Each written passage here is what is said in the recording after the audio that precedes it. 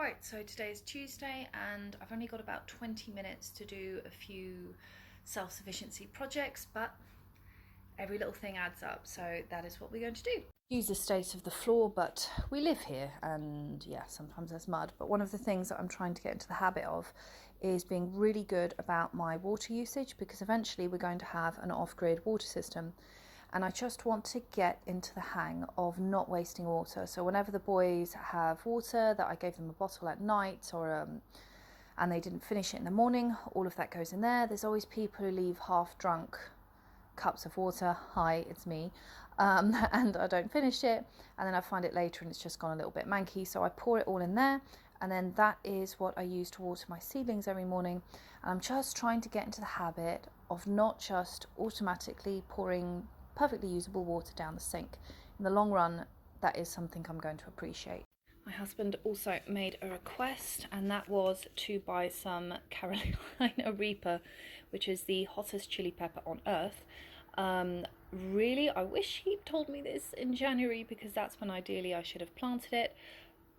But I'll probably be growing it indoors, either in the greenhouse or in the living room once it's built. So I'm going to do it anyway. I'll plant half. And then if they don't work this year because I've planted them too late, I have the other half for next year.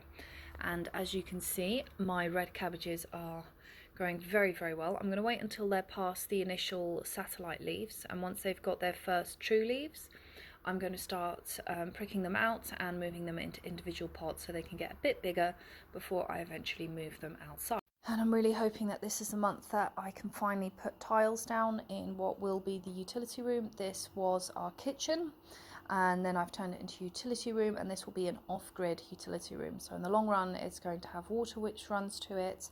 It's going to have a washing machine, and then the idea is that I'm going to make something which is going to sit into the sink basin, be like a heavy lid that can sit down. It will have little rubber edges, and then I'll have a mechanism that spins on the inside to agitate everything, and then you just turn it on the top. As you can see, the wall is in a bit of a state. You can see where the vent hood was originally, but we're gradually getting there. And am I giving up the washing machine? Hell no. Hell no.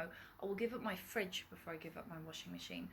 But we have had occasions in the past where either the power went out and it went out for a really long time, or your washing machine just dies and maybe you don't have quite enough to be able to buy it outright and you don't want to stick it on the card.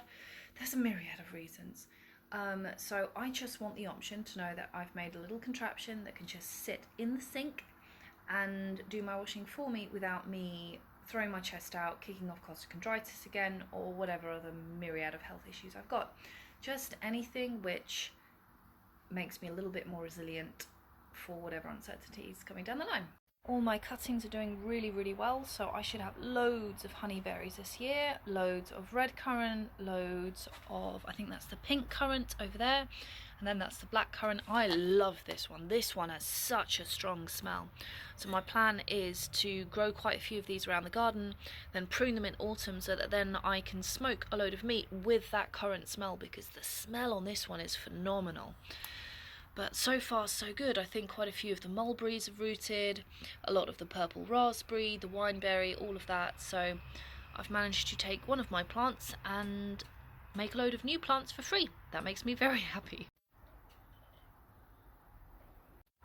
One of the things I've done here as well is because I'm trying to get into sprouting.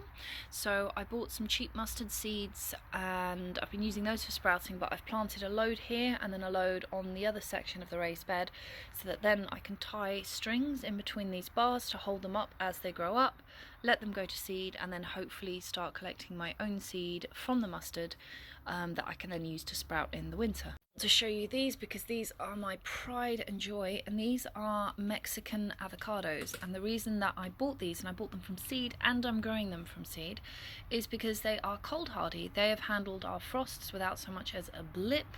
There is a little bit of discoloration here. I'm not entirely sure what that means. I think I might have burned it because I did drop some fertilizer on this leaf, and I'm wondering if that's a reaction to it. But it will be another 6 months to a year before I can plant these outside, but then hopefully in 3 or 4 years I will start having homegrown English avocado, and that's amazing. on a slightly related note, I picked this up from Lidl today, and what made me very, very excited was the low wattage amount, because I reckon I can run this off my little solar generator. And if I can have something like this, which can chop up herbs or, you know, make meringues or anything like that, oh, that is going to be nice, because I do have a much bigger food processor that my in-laws got me. But the problem is that it's just too bloody heavy. And especially on days where I'm just sick, where I just have a little bit of a bad autoimmune day, I can't be lifting heavy things. So having something small like that, and having something that can run for free off my solar panel, solar battery, is going to be amazing. So I'm going to check and see if that works, and if it does, I'm going to be very excited. Right, let's test that with some of the homegrown, what's the word I'm looking for? Rosemary, and see how that goes. Oh, one small thing to mention, I wish this had a better grip on it, because on days when my hands hurt like the devil, that is very slippy. But it is smaller than what I normally have, so it will still be easier. Okay, well, that works quite nicely. Good, that's another one.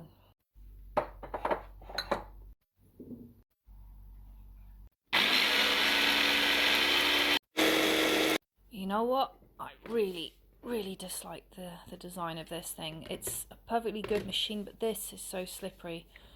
That is not going to be fun on my bad days. So what I think I'm going to do is I'm going to super glue some like grips here, just so that then I can hold it without hurting myself on bad days. Good, and another one. Still looks a bit pathetic, but slightly less pathetic. So I haven't been able to get to these ever-bearing strawberries in a few days. I've already got a few of them planted, so one there and one needs to go in there and one there, but I need to put together another little cage today.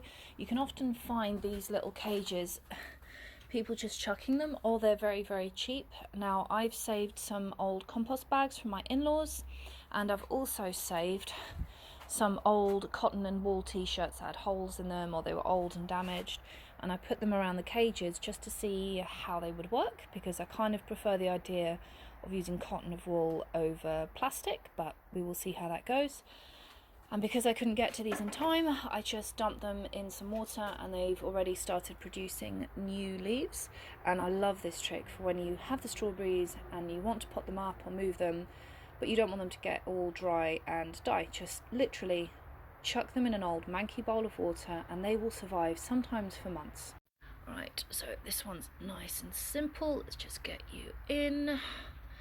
And I love knowing that there are slugs already prowling everything, but that's another day's problem. Good, so that's all nicely set and strawed up, and now I just need to make the last one. I've only got about 5 minutes before I have to move on and go to work, so I've got to get cracking. Right, so here's the cage. Here's my wire cutters. Good, so I've cut the wire, I've kept this upright to hold everything inside, and I've pulled this out, and then the idea is that it just hooks on to the very edge of the raised bed. Good, so that's using the old compost bag. I might poke some holes in it, but because it's hanging and it's going to be less soil and less area to absorb moisture, I'm not going to poke holes in it right now, because I think one of the problems I'm going to run into with these is that they're more likely to get too dry than overwatered. So I'd like these to hold as much water as possible, so I won't be poking holes in this. Good, and done. So yep, a nice row of ever-bearing strawberries, and we'll see if it pays off. Well, not really if it pays off. It will pay off, but it's just going to be interesting to see how much further it extends the season, and if I can get away with having strawberries either super early in the year or super late in winter. That's what I want to know. Another step towards a little bit more food security.